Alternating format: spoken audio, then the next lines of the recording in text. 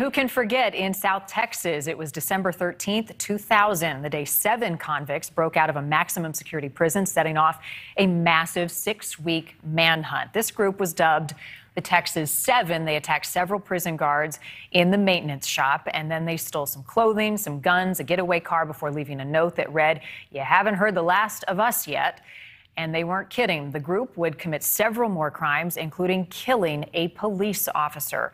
On January 22nd, 2001, a tip from someone who saw the case on America's Most Wanted would lead police to those fugitives and their capture. Mark Mershon is a retired field commander with the FBI who worked on that particular case and is joining us tonight.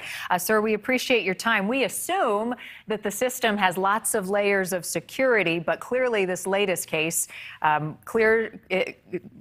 makes us all realize that there are some holes, and these people have nothing to lose when they get out.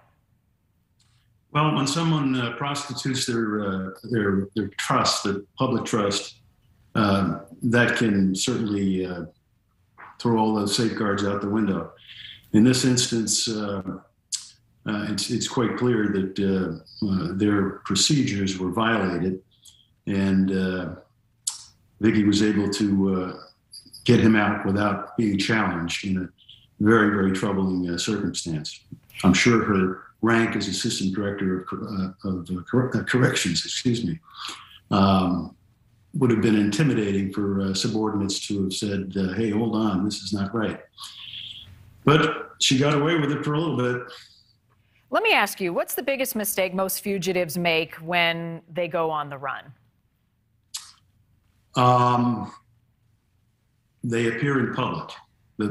Frankly, the biggest asset we have, and exploit is not always a dirty word. The biggest asset we have is to exploit the media coverage, and that certainly is what led to the arrest and the death of Vicky here. When you're 6'9" and over 300 pounds, and you're out in public, you stand out, and that's what eventually, I believe, got them identified and caught. Yeah, they come up for air, and at 6'9", hard to miss. There is protocol, Mark, as you know, when law enforcement is hunting down escaped inmates. What's happening behind the scenes to try to track down not just Vicky and Casey this week, but other fugitives who are on the run? Well, there's a host of items on the checklist. You want to contact family, the immediate family, extended family, former lovers, friends, places, haunts that they go to.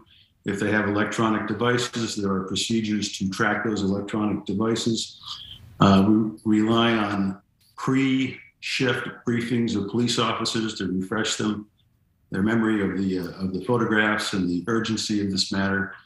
And there's some other things that in the tool shed that we don't always publicly disclose, but the marshals did a marvelous job here. This is one of their prime functions, one of their prime investigative functions, and my hat's off. They did a terrific job.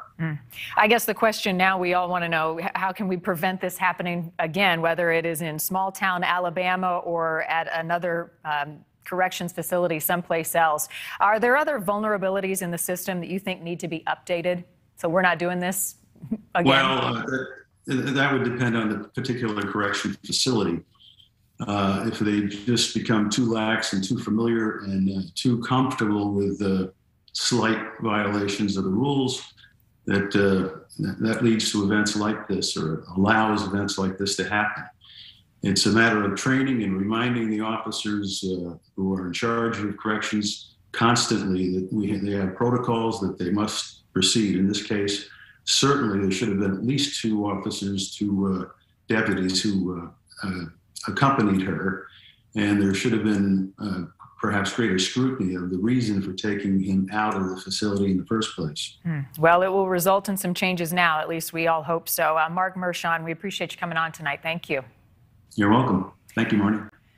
Thanks for watching. Click the red subscribe button below so you can get more of NewsNation's fact-driven, unbiased coverage.